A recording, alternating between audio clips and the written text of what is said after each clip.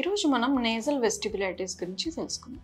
అందరికీ నమస్కారం అండి. నేను డాక్టర్ దివ్య, ఈఎన్టీ సర్జన్, సంఖ్య హాస్పిటల్స్.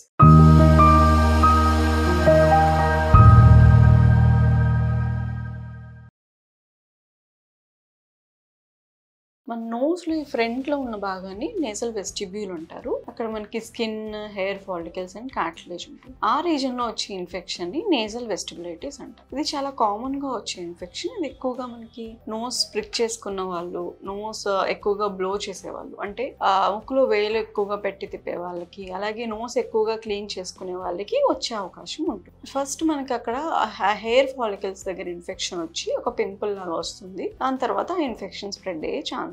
ఈ నేజల్ వెస్టిబులైటిస్ అనేది ఎవరెవరికి వచ్చే అవకాశం ఉంటుంది, ఏ కారణాల వల్ల వస్తుంది అంటే ఇది ఎక్కువగా బ్యాక్టీరియల్ ఇన్ఫెక్షన్స్ వల్ల వస్తుంది. స్టెఫిలోకోకస్ లాంటి బ్యాక్టీరియాస్ వల్ల వచ్చే అవకాశం ఉంటుంది.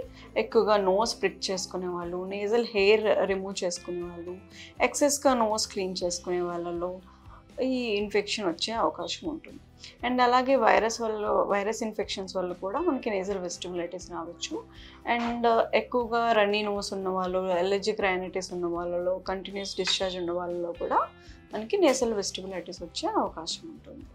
ఇది నార్మల్గా అయితే చాలా మైల్డ్గా, చాలా తక్కువ ఇన్ఫెక్షన్ లాగా ఉంటుంది. బట్ చాలా తక్కువ మందిలో, చాలా రేర్గా సివియర్ ఇన్ఫెక్షన్ వచ్చే అవకాశం ఉంటుంది.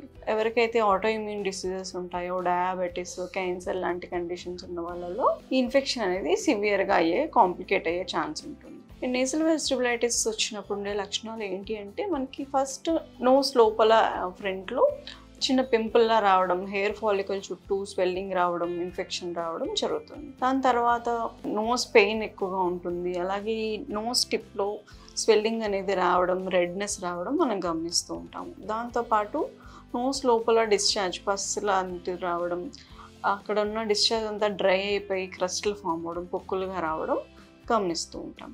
ఒకవేళ ఈ డిసీజ్ కనుక స్ప్రెడ్ అయితే నోస్ చుట్టూ సెల్యులైటిస్ వచ్చే అవకాశం ఉంటుంది. అక్కడ స్వెల్లింగ్ రావడము, పెయిన్ రావడము, టెండర్నెస్ ఉండడం మనం గమనిస్తూ ఉంటాం. ఒకవేళ కనుక మీకు నోస్లో చిన్న పొక్కులాగా, స్వెల్లింగ్ లాగా, పింపుల్గా రావడము, అక్కడ పెయిన్ ఎక్కువగా ఉన్నట్టయితే మీరు ఫస్ట్ వెంటనే దగ్గరలో ఉన్న ఈఎన్టీ డాక్టర్ని సంప్రదించడం మంచిది. ఫస్ట్ అది మనం ఎగ్జామినేషన్ చేసిన వెంటనే ఈజీగా మేము దాన్ని డయాగ్నోసిస్ చేస్తాము. మైల్డ్ కేసెస్ అయితే మనకు ఓన్లీ అక్కడ oral antibiotics, local anti inflammatories and local antibiotics అంటే టాపికల్ యాంటీబయాటిక్స్ అంటే ఆయింట్మెంట్స్ లాంటివి అప్లై చేసుకుంటే ఈ ఇన్ఫెక్షన్ తొందరగా తగ్గే అవకాశం. బట్ చాలా రేర్ కేసెస్లో ఆ ఇన్ఫెక్షన్ అనేది స్ప్రెడ్ అవుతూ ఉంటుంది. సరౌండింగ్ రీజన్ స్ప్రెడ్ అయ్యి సెల్యులైటిస్ లాగా కాంప్లికేట్ అయ్యే ఛాన్స్ ఉంటుంది. అండ్ అక్కడ నేజల్ యాబ్సెస్ లాగా ఫామ్ అయ్యే ఛాన్సెస్ కూడా ఉంటాయి. అటువంటి టైంలో మనకి ఐవీ యాంటీబయాటిక్స్ తీసుకోవాల్సి ఉంటుంది. అండ్ ఇది స్ప్రెడ్ అయితే కనుక చాలా సీరియస్ కాంప్లికేషన్ అయ్యే అవకాశం ఉంటుంది. ఎందుకంటే మనకి ఈ రీజన్ అనేది డేంజర్ ఏరియా ఆఫ్ ఫేస్ అంటాము.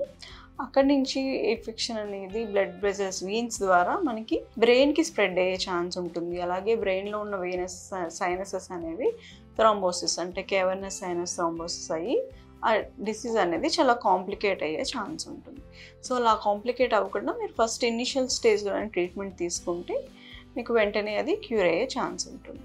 సో మీకు కనుక ఇలా నేజల్ వెస్టిబులైటిస్ లాంటి సింటమ్స్ ఏమైనా ఉంటే మీరు వెంటనే ఈఎన్టీ డాక్టర్ని సంప్రదించండి. Thank you.